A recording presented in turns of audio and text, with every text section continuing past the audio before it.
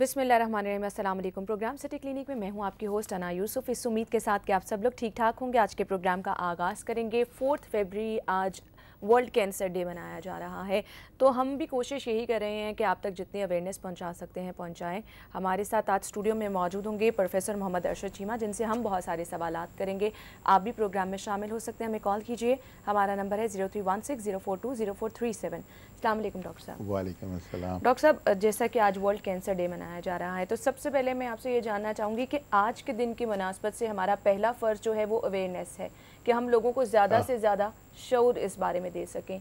तो आज के दिन की मुनासबत से क्या कोशिशें की जा रही हैं लोगों को अवेयरनेस देने की? देखें, मैं तो रिप्रेजेंट करता हूँ ना कैंसर सर्जन एसोसिएशन को, जो पाकिस्तान में उसे सर्जिकल ऑन्कोलॉजी सोसाइटी कहते हैं।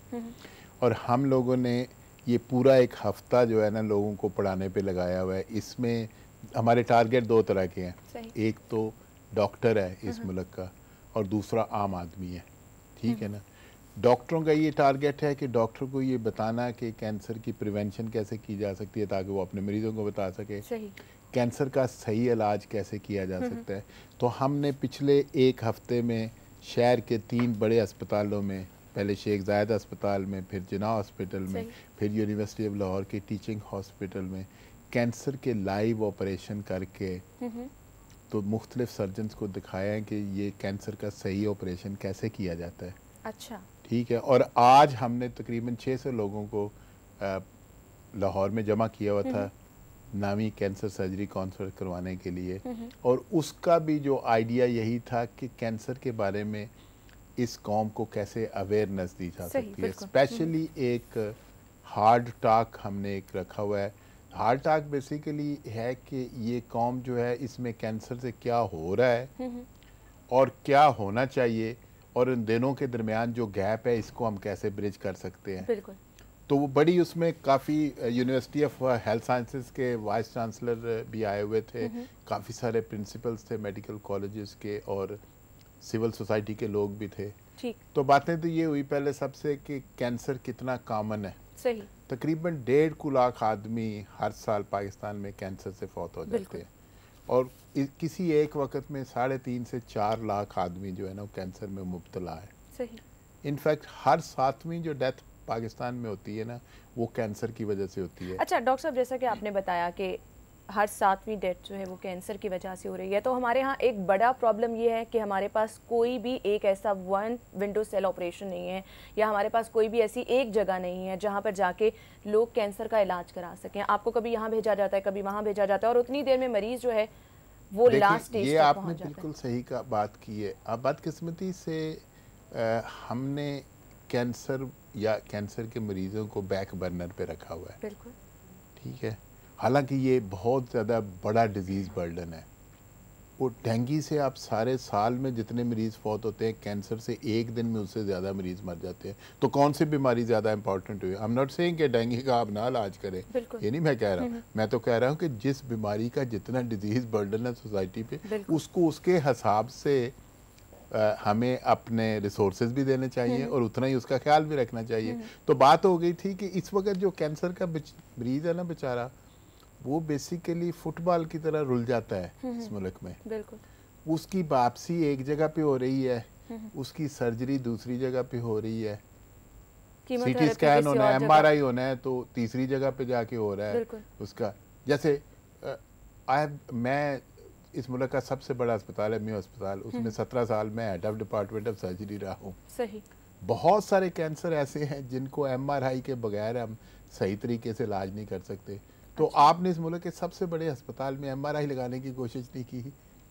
हमें कभी मरीज को कहीं भेजना पड़ता है, कभी वहीं भेजना पड़ता है। फिर जो बात हो रही थी कि रेडियोथेरापी लेने के लिए, अब मॉडर्न तरीका जो रेडियोथेरापी का है वो लीनियर एक्सेलरेटर है। ठीक।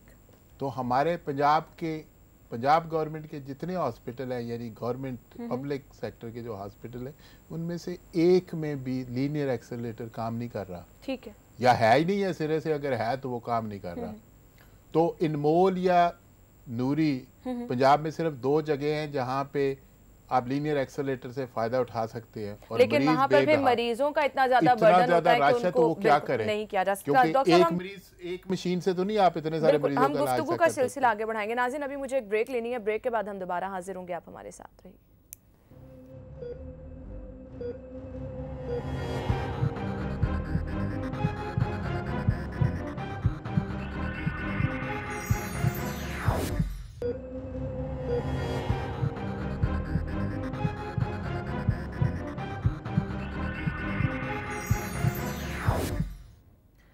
Welcome back after the break. हम बात कर रहे हैं 4 फरवरी वर्ल्ड कैंसर डे के हवाले से। तो डॉक्टर साहब से मैं गुफ्तगू का सिलसिला आगे बढ़ाऊंगी। डॉक्टर साहब, मैं आपसे जानना चाहूँगी अवेयरनेस, जैसा कि आपने कहा कि आज आपकी बहुत मसरूफियात रही, तो मैं जानना चाहूँगी कि आज के दिन की मुनासिबत से क्या क्या आपकी मसरूफियात रही? सबसे पहले तो अब ये है कि चूँकि मैं तो एक टीचर हूँ और सर्जन हूँ ना, तो हम तो चाह रहे थे कि जो सर्जन है इस मुल्क का, उसको पता चल जाए कि कैंसर कैसे उसका सही इलाज करते हैं।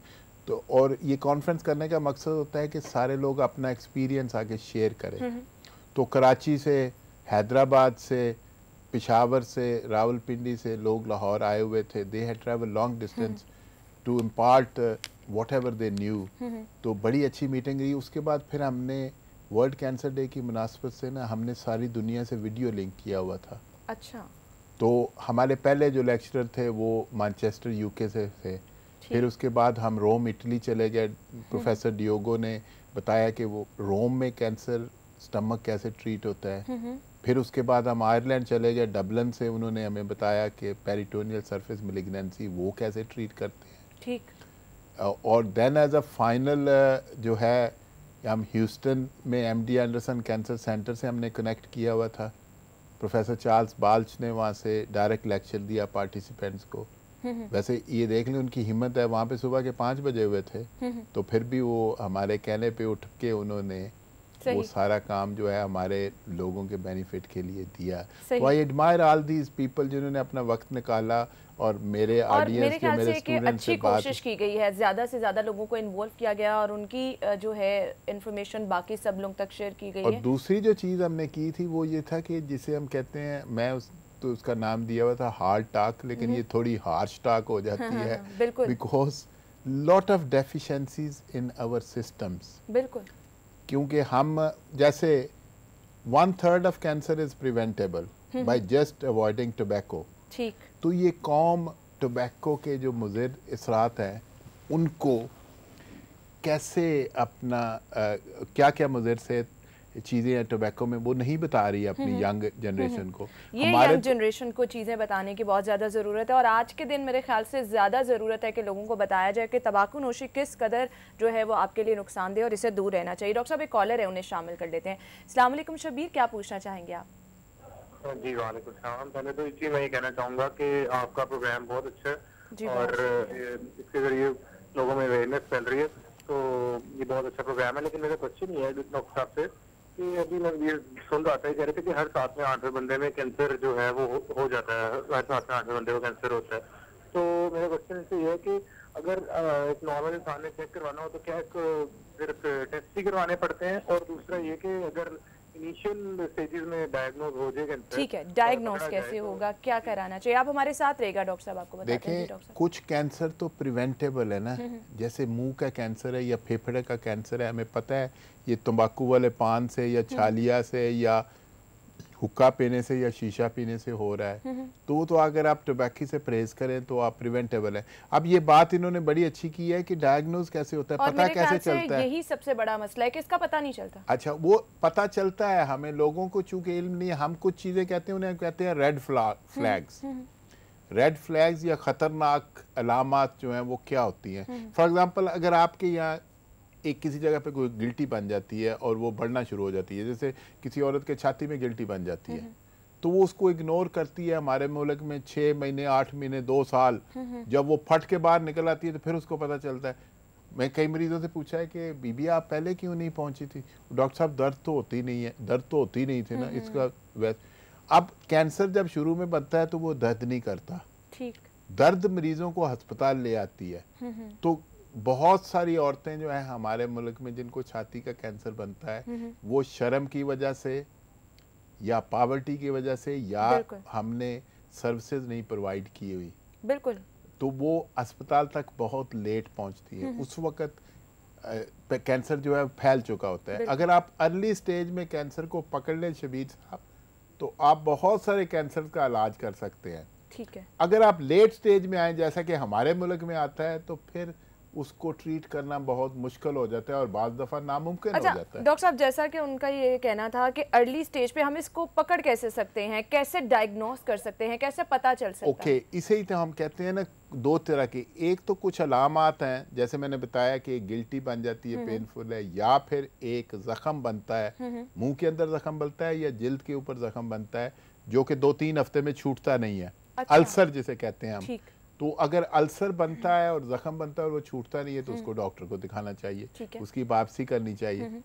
फिर एक और चीज़ है कि आपको जिस्म के किसी हिस्से से अगर खून आना शुरू हो जाता है, जैसे उल्टी में खून आता है, या आपके बलगम में खून आना शुरू हो जाता है, पेशाब में खून आना शुरू हो जाता है, या मावारी वाली जगह से डिसफंक्शनल ब्लीडिंग शुरू हो जाती है, निप्पल से खून वाला डिस्चार्ज होता है, तो खून का डिस्चार्ज होना जो है ये एक ख़तरनाक साइन है।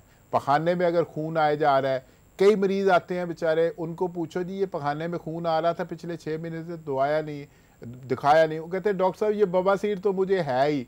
अब हर मरीज जो रेक्टल कैंसर का, वो समझता है मुझे बवासीर हुई है। यानी अगर ये सिम्टम्स हैं तो आपको फौरी तौर पर अपने प्रॉपर टेस्ट मुआयना कराना चाहिए, उनकी एंडोस्कोपी होनी चाहिए, अंदर से देखना चाहिए कि ये वाकई बवासीर के मसले हैं या कोई और मसला है। ठीक।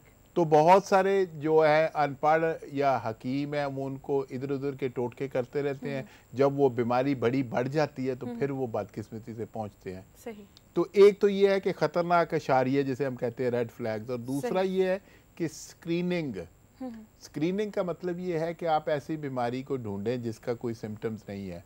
सही। जैसे अपना ब्लड स्टूल का ब्लड एनालिसिस जो है ना, वो 40-50 साल की उम्र के बाद करवाना चाहिए 1-2 दफ़ा। फीकल अकॉल्ड ब्लड उसे कहते हैं। उससे पता चल जाता है कि अगर कोलोन का कैंसर बन रहा है तो स्टूल में ब्लड आता है जो आपको नज़र नहीं आता, लेकिन टेस्ट पे पॉजिटिव होता है। ठीक। जैसे 40-50 साल के बाद औरतों को हर 2-3 साल के बाद छाती का एक्सरे करवा लेना चाहिए, क्योंकि जो कैंसर है ब्रेस्ट का, वो एक्सरे पे पहले नज़र आना शुरू हो जाता है, आपको फील बाद में होता है। तो इनको कहते हैं हम स्क्रीनिंग प्रोग्राम। ठीक है।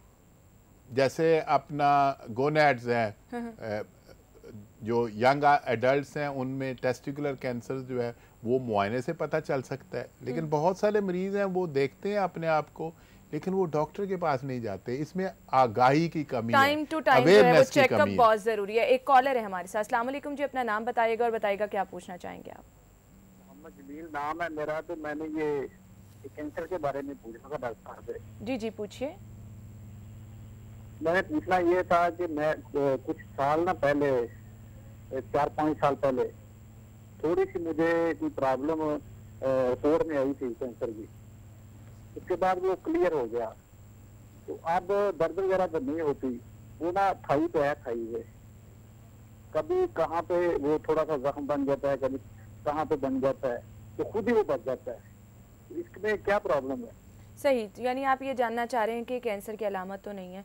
ठीक है, आप हमारे साथ रहेगा। बनता है आपको मुझे उनकी बात पूरी उनका कहने के बॉडी के डिफरेंट, कभी कहीं पे और कभी कहीं पे जो है वो जख्म बन जाता है, तो क्या ये कैंसर की अलामत तो नहीं? ये वेरी अनलाइकली है कि ये कैंसर की अलामत है, लेकिन वो अगर तो वो जिल्द के अंदर बनता है, नीचे बनता है, तो फिर तो किसी सर्जन को मिलना चाहिए। अगर अब जिल्द के ऊपर जख्म बनता है तो फिर एक जिल्द वाला डॉक्टर है जिसको डर्माटोलॉजिस्ट कहते हैं, उसको देखना चाहिए। सही। एक चीज़ बड़ी ज़रूरी है कि आपको किसी पढ़े लिखे डॉक्टर से मशवरा ज़रूर कर लेना चाहिए, ठीक है ना। और अगर कोई टेस्ट इंडिकेटेड है तो वो टेस्ट करवा लेना चाहिए, करवा लेना चाहिए। बिल्कुल। बहुत सारी जैसे औरतें हैं, उनको जब छाती का कैंसर बनता है ना, तो पहले हमसाई से बात करती है, वो उसे कहीं पे दम करवाने के लिए ले जाती है, और ये वो चीजें हैं जब टाइम गुजर जाता है तो मसाइल जो वो बहुत ज्यादा बढ़ जाते हैं, लेट हो जाती है। बिल्कुल बिल्कुल। अच्छा डॉक्टर साहब, मैं सबसे पहले आपसे ये भी जानना चाहूंगी कि कॉमन कैंसर जो हैं कौन कौन से हैं जो बहुत ज्यादा देखा जाता है? कि इस वक्त देखें, औरतों का जो कॉमनेस्ट कैंसर है ना पाकिस्तान में, वो ब्रेस्ट कैंसर है, और उसके बाद ओवरी का कैंसर है, और फिर जो बच्चेदानी का मुंह है जिसे सर्विक्स कहते हैं हम, उसका कैंसर है। ठीक है। और बड़ी आंत का कैंसर औरतों और मर्दों में काफ़ी कॉमन है। मर्दों में ज़्यादा कैंसर जो हैं वो अपना फेफड़े का कैंसर है, क्योंकि स्मोकिंग बड़ी कॉमन है इस एनवायरनमेंट में। उसके बाद प्रोस्टेट का कैंसर है और कोलोन का कैंसर है। ठीक। और अनफॉर्चुनेटली पाकिस्तान में मैदे का कैंसर और जिगर का कैंसर, इनका इंसिडेंस भी बहुत बढ़ता जा रहा है। जिगर का कैंसर तो इसलिए बढ़ रहा है कि हेपेटाइटिस सी और हेपेटाइटिस बी बहुत कॉमन है सोसाइटी में। ठीक। और हेपेटाइटिस बी की वैक्सीन भी अवेलेबल है, वो 600 रुपए से आप बच सकते हैं हेपेटाइटिस बी से। वो लोग एडल्ट्स जो है अपने बच्चों को तो जाके लगवा लेते हैं हेपेटाइटिस बी की वैक्सीन, खुद अपने आप को नहीं लगवाते। डॉक्टर साहब मैं गुफ्तगू का सिलसिला आगे बढ़ाऊंगी। कॉलर हैं इशफाक, उन्हें शामिल कर लेंगे। अस्सलाम वालेकुम इशफाक, बताइएगा क्या पूछना चाहेंगे आप? जी वालेकुम सलाम मैडम, मैं इशफाक बोल रहा हूँ। मैं डॉक्टर से ये पूछना चाहूँगा कि ये जो कैंसर के मतलब बता रहे हैं तो इसके से बचने की कोई वैक्सीन वगैरह है पाकिस्तान में जिससे हम उसे इस्तेमाल करके इनसे चीज़ों से बचा जा सके? ठीक है, कोई इंजेक्शंस वगैरह हैं जिसे इस्तेमाल करके बचा जा सकता है? डॉक्टर साहब हम इनके सवाल का जवाब जरूर देंगे। नाज़रीन अभी मुझे एक ब्रेक लेनी है, ब्रेक के बाद हम दोबारा हाजिर होंगे तो इनके सवाल का जवाब भी देंगे और मजीद भी मैं डॉक्टर साहब से सवाल पूछूंगी। आप हमारे साथ रहिए।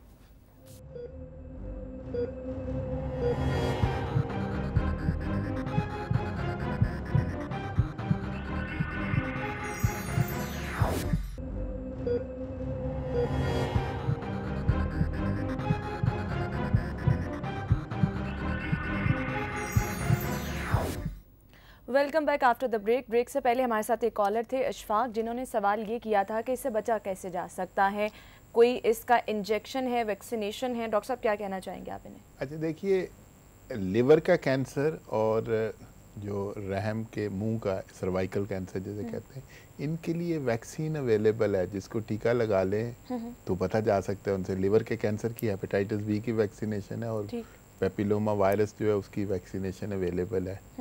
लेकिन कैंसर जो है वो इन्फेक्शंस की वजह से कम होता है। ठीक। Mostly it's a lifestyle disease. ठीक है। तो लाइफस्टाइल को चेंज करने की ज़रूरत है। उस लाइफस्टाइल में मैंने पहले बात की है थोड़ी देर पहले कि सबसे ज़्यादा जो चेंज आप ला सकते हैं वो है अवॉइडिंग टोबैको। अब आप शीशा बड़ा कॉमन हो गया हुआ है सोसाइटी में, तो हमें कौम को बताने की ज़रूरत है कि टोबैको क्यों नुकसानदेह। अच्छा डॉक्टर साहब, हम वेट करते हैं बात की सना, हम वेट करते हैं कि सुप्रीम कोर्ट आर्डर दे कि शीशा स्मोकिंग जो है वो, लेकिन इसके बावजूद वो बहुत से ऐसे लोग देखने में आते हैं जो इन सब चीज़ों का इस्तेमाल भी नहीं करते हैं, उनमें भी कैंसर डायग्नोज होता है। लेकिन यही कहा बता ना, every third cancer has a tobacco as a cause. तो बाकी के जो कैंसर उनमें टोबैको का काज नहीं है। कैंसर से जो दो तरीका है, एक तो प्राइमरी प्रिवेंशन है, एक हम कहते हैं सेकेंडरी प्रिवेंशन। ये एक कॉन्सेप्ट है। सेकेंडरी प्रिवेंशन का मतलब होता है कि कैंसर को जल्दी पकड़ लेना। ठीक है। जैसे अगर ब्रेस्ट कैंसर है तो हमें तो पता नहीं कि ब्रेस्ट कैंसर होता क्यों है औरतों में। सही। रिस्क फैक्टर्स हैं कुछ जेनेटिक है 10%, बाकी का 90% एनवायरनमेंट है, but we can't pinpoint कि कौन सी बहुत सारी वजूहात हो सकते हैं। डॉक्टर साहब एक कॉलर है, उन्हें शामिल कर लेते हैं। सादिया, अस्सलाम वालेकुम। सादिया क्या पूछना चाहेंगी आप? वालेकुम सलाम। मुझे डॉक्टर साहब से ये पूछना है कि कीमो और रेडिएशन के बाद रिप पेन जो है, अगर ब्रेस्ट कैंसर है तो वो कॉमन है या on the side of radiation? Doctor साहब आप इनसे कुछ पूछना चाहेंगे? नहीं, इस तरह है कि अगर तो अर्ली ब्रेस्ट कैंसर है और वो लिम्फ नोड्स तक नहीं गया हुआ तो फिर हम सर्जरी से ही उसका इलाज कर देते हैं, छाती भी नहीं काटते और उसको रेडिएशन कर देते हैं उस ब्रेस्ट को। अगर वो लिम्फ नोड्स इन्वॉल्व हैं या कैंसर स्प्रेड हुआ है तो फिर कीमोथेरेपी देने की ज़रूरत होती है। आपका सही सवाल क्या था, मुझे फिर से बताएं आपने क्या एग्जैक्टली कहा है? लम्पेक्टमी हो चुकी है, कीमोज हो चुकी हैं और रेडिएशन 6 मंथ्स पहले हो चुकी है, लेकिन रिप पेन फील होती है उस साइड। हाँ, रिप पेन जो है वो इन इटसेल्फ तो साइन नहीं है कि कैंसर दोबारा आ रहा है, क्योंकि जहाँ पे रेडिएशन दी होती है उसके बाद उस जगह में दर्द हो सकती है, लेकिन वो आपको हर 6 महीने के बाद वो एक इमेजिंग करेंगे या टेस्टिंग जिसे कहते हैं हम, एक्सरे या सीटी स्कैन करके देख लेते हैं। अगर आपको रिब में पेन होती है तो या तो आपको बोन स्कैन करवा लेना चाहिए या वो उसका सीटी स्कैन करवा के देख लेना चाहिए कि उस बोन में कुछ है तो नहीं है, खुदा न खास्ता। जी सादिया, आप मजीद कुछ पूछना चाहेंगी? आपको आपके सवाल का जवाब मिल गया। जी थैंक यू सो मच। बहुत बहुत शुक्रिया आपका कॉल करने के लिए। डॉक्टर साहब, नॉर्मली ये सुनने में आता है कि ये वो बीमारी है जिसका इलाज जो है वो ज़्यादा तकलीफ देह है, क्या ऐसा भी है? नहीं, ये जो कॉन्सेप्ट है ना, जब कीमोथेरेपी की जानिब जाते हैं तो देखिए कोई भी बीमारी जो है ना, जब उसका इलाज करते हैं तो हर जो थेरापी है उसके फ़ायदे भी हैं और उसके साइड इफ़ेक्ट भी है। ठीक। एक अच्छा डॉक्टर जो है जब भी कोई आपको इलाज सजेस्ट करेगा तो वो देखेगा कि इसमें रिस्क कितना इन्वॉल्व है और इसमें बेनिफिट कितना है। अब जो आपने बात की ना कि कीमोथेरापी वक्ती तौर पे ज़रूर तकलीफ़दा है, ख़ास तौर पे जो उसमें उल्टियाँ आती हैं या बाल गिर जाते हैं, वो अच्छे नहीं। लेकिन ये लार्जर इंटरेस्ट में आप देखें, मेरा एक दोस्त था तो उसका मैंने कोलोन कैंसर का ऑपरेशन किया 28 साल पहले, तो उसके बाद उसको कीमोथेरापी शुरू कर दी। तो वो हर 2 दिन 3 दिन बाद ना वो उल्टी करता था और कहता डॉक्टर साहब ये तो बहुत मुश्किल काम है। तो मैंने कहा देखो भाई ये बर्दाश्त कर लो कि तुम्हारे लिम्फ नोड्स इन्वॉल्व थे, तो बेहतर है कि ये हम इसको कीमोथेरापी। तो 6 कोर्सेज उसने कंप्लीट कर लिए, 28 साल गुजर गया इस बात को, ठीक ठाक है। अच्छा। वो तो वक्त, और उसको कभी वो भूल भी गया होगा। सही। ये वक्ती तौर पे जरूर क्वालिटी ऑफ लाइफ डिटीरियोरेट करती है कीमोथेरापी, लेकिन अगर आप लार्जर इंटरेस्ट में देखें कि आप क्या क्वालिटी ऑफ लाइफ देखेंगे या ये लाइफ देखेंगे, कि अगर कीमोथेरापी देने से लाइफ बच जाती है और वो टेम्परेरी है, कीमोथेरापी के परमानेंट इफेक्ट जनरली नहीं होते, वो वक्ती तौर पे आरसी इफेक्ट हैं, तो वो फिर बर्दाश्त कर लेना चाहिए। देखें सर्जरी भी आप जब करते हैं ना कैंसर के लिए, तो कोई ना कोई डिफिसिट भी प्रोड्यूस होता है बॉडी में। बाज़ दफ़ा वो डिफिसिट बड़ा होता है, बाज़ दफ़ा हम डिफिसिट कवर कर लेते हैं। जैसे अगर हम छाती काट देते हैं तो ये म्यूटिलेटिंग इलाज है, लेकिन हम क्यों काटते हैं? इसलिए कि हम छाती नहीं काटेंगे तो मरीज वैसे ही फौत हो जाएगा। अच्छा डॉक्टर साहब, मैं आपसे ये भी जानना चाहूँगी कि कौन सी स्टेज है जहाँ पर कैंसर जो है मुकम्मल तौर पर क्यूरेबल है और आपको आगे जो है वो किसी तरह का खतरा नहीं हो सकता? अभी कॉलर हैं, उन्हें शामिल कर लेते हैं। गुलफाम, अस्सलाम वालेकुम। गुलफाम, क्या पूछना चाहेंगे आप? वालेकुम सलाम मैडम, क्या हाल है? ठीक है जी, ठीक ठाक। बताइएगा क्या पूछना चाहेंगे आप? ये डॉक्टर साहब से इंफॉर्मेशन लेना थी कि जो लिवर ट्यूमर होता है इसका क्या कोई मुश्किल हल है? देखें, लिवर का ट्यूमर जनरली पाकिस्तान में जो है ना वो हेपेटाइटिस सी से रिलेटेड है। ठीक, आप हमारे साथ रहेगा ऑन एयर, डॉक्टर साहब आपको बताते हैं। जी डॉक्टर साहब, क्या क्या? अच्छा, अब हाल ये है कि वो डिपेंड करता है कि वो एक ही ट्यूमर है या एक से ज़्यादा ट्यूमर है, और उसका साइज कितना है, और वो क्या लिवर के ऐसे हिस्से में है जिस एरिया को हम काट सकते हैं या नहीं। इसमें मल्टीपल फैक्टर्स हैं ना, कि बाकी का लिवर कैसा है, उस पर हेपेटाइटिस सी का कितना को असर हुआ हुआ है। अगर सिरोसिस हुआ हुआ है, जैसे लिवर वैसे ही फंक्शन पूरा नहीं कर रहा और आधे लिवर में कैंसर है, तो फिर वो आधे लिवर को हम काटें तो बाकी का लिवर हो सकता है ज़िंदगी सस्टेन ना कर सके। तो ये नंबर ऑफ़ फैक्टर्स हैं जिन पे हम डिसीजन लेते हैं कि इसको क्या करना चाहिए। कभी हम लिवर के कैंसर को काट रहे होते हैं, कभी हम लिवर के कैंसर को कि अपना माइक्रोवेव से या रेडियो फ्रीक्वेंसी से उसमें नीडल डाल के उसको जला रहे होते हैं, जिसे हम एब्लेजन कहते हैं। कभी हम उसको कीमोथेरापी से जलाने की कोशिश करते हैं, और कुछ सूरतों में एक्चुअली लिवर कैंसर के लिए लिवर ट्रांसप्लांट भी किया जाता है कि सारा लिवर निकाल के तो नया डाल दें। ये सारी मोडेलिटीज़ हैं जो कि आपका जो मौलज है जो आपके लिवर का इलाज कर रहा हो उसको सारी चीज़ें ये पता है क्या कि ऑप्शंस उसके पास अवेलेबल हैं, क्योंकि इसमें बड़े सारे जाहिर बात है उसकी नौइयत को देख के जो है नौइयत देख के वो फैसला करेगा कि कौन सा जो बेस्ट है। बिल्कुल। डॉक्टर साहब, एक और कॉलर है, उन्हें शामिल कर लेते हैं। वसीम, अस्सलाम वालेकुम। वसीम, क्या पूछना चाहेंगे आप?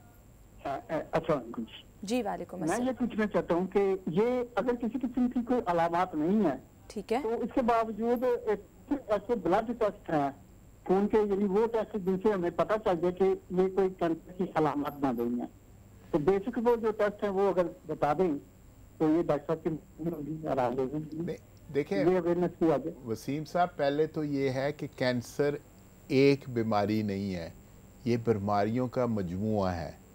यानी मैदे का कैंसर और चीज़ है, जिगर का कैंसर और चीज़ है, ओवरी का या कोलन का कैंसर और बीमारी है। ये सारी एक लंप सम एक बीमारी नहीं है कि इसका एक सिंगल टेस्ट हम करवाएं तो उससे पता चल जाएगा।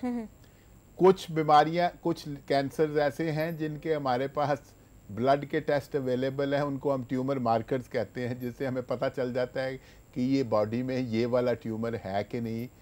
जैसे लिवर में नोड्यूल बना हुआ है, मिसाल भी चाहूंगी कि आप दे दें ताकि तो समझने वालों को आसानी हो जाए। एक ट्यूमर मार्कर है जैसे AFP है, अल्फा फिटोप्रोटीन है, तो वो काफ़ी बड़ा हुआ है, और लिवर में अगर वो नोड्यूल है तो इसका मतलब है कि ये नोड्यूल जो है ये हाईली लाइकली है कि ये कैंसर है।